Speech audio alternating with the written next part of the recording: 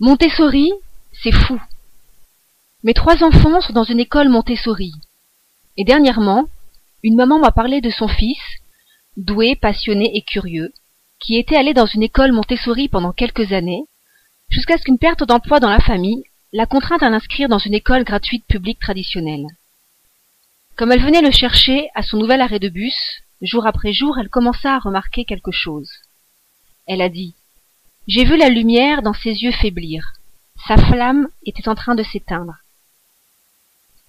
Elle ne parlait pas des notes de son fils dans sa nouvelle école, ni des diplômes du professeur, ni de la taille de la classe, ni des activités extrascolaires.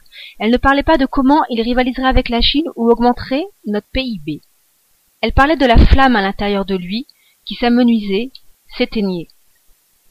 Selon moi, la recherche de cette flamme intérieure, cette motivation à apprendre et à se développer, est le cœur du contraste entre les écoles Montessori et les écoles traditionnelles. Les écoles traditionnelles supposent que les enfants ont besoin de récompenses pour apprendre, étoiles en or, décorations, fêtes. S'ils ne répondent pas, ils doivent être punis. Mauvaise note, bureau du principal. Les écoles Montessori proposent l'opposé. Les enfants n'ont pas besoin d'être forcés pour apprendre. En effet, les enfants sont naturellement intéressés par les apprentissages. Regardez n'importe quel enfant avant qu'il aille en crèche. Il touche à tout, prend, retourne et goûte à tout. Avant même de mettre le pied dans leur première classe, ils ont appris comment tenir debout, marcher, nager, chanter et compter, faire du vélo, raconter des histoires et des blagues et des mensonges. Certains même peuvent lire. Et ensuite, ces enfants de 6 ans énergiques, accomplis et passionnés deviennent des enfants de 12 ans qui demandent « Est-ce que nous allons être notés là-dessus? Est-ce que ce sera dans le contrôle ?» Cette flamme qu'ils avaient à l'âge de 6 ans ne s'est pas éteinte toute seule. Nous l'avons étouffée. En revanche, les écoles Montessori entretiennent cette flamme, en favorisant l'expérience, le respect de son propre rythme, un apprentissage collaboratif, stimulant et joyeux. Elles encouragent la pensée différente, au lieu de la pensée unique, l'innovation, au lieu de la standardisation. Montessori fait tout ça, sans notes, sans contrôle, sans devoir.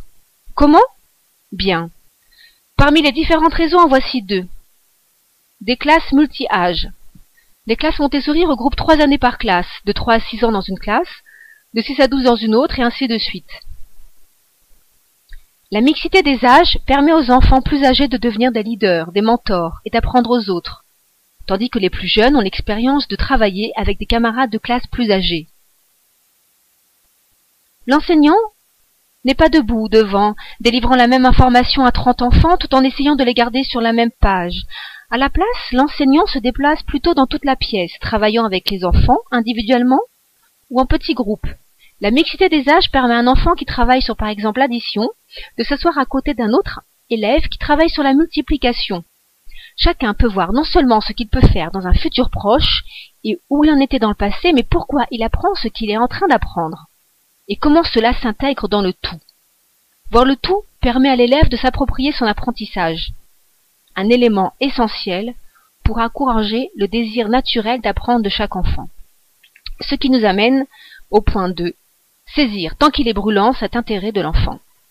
Une enseignante Montessori m'a parlé d'une petite fille de 8 ans dans sa classe, intéressée dans la longue division. Après avoir présenté quelques exemples, l'enseignante observa la fillette créer son propre problème de division. Mais après avoir trouvé le quotient, la fillette ajouta un autre chiffre aux dividendes. Et encore un autre. Et continua son calcul jusqu'aux centaines, milliers, dizaines de milliers, centaines de millions, des billions, des trillions. Comme les calculs atteignirent le bas de la page, l'enseignante pensa rapidement à apporter plus de papier et du scotch. Des heures plus tard, quand la fillette décida qu'elle avait terminé, il y avait tellement de feuilles de papier scotchées les unes aux autres que lorsque l'enseignante scotcha la première au plafond, la dernière atteignit le sol.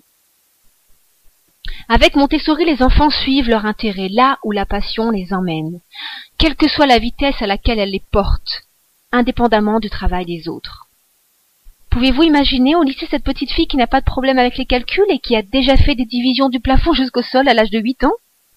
Pouvez-vous imaginer l'expression de son regard quand sa maman ira la chercher à l'école. Montessori est la meilleure méthode d'éducation que j'ai trouvée pour les enfants, pour apprendre joyeusement et efficacement l'indépendance, la responsabilité, l'autodiscipline, les qualités de leader, l'initiative, des bases solides et la passion d'apprendre. Je vous conseille vivement de visiter une école Montessori. Asseyez-vous 30 minutes dans la classe pour voir de même.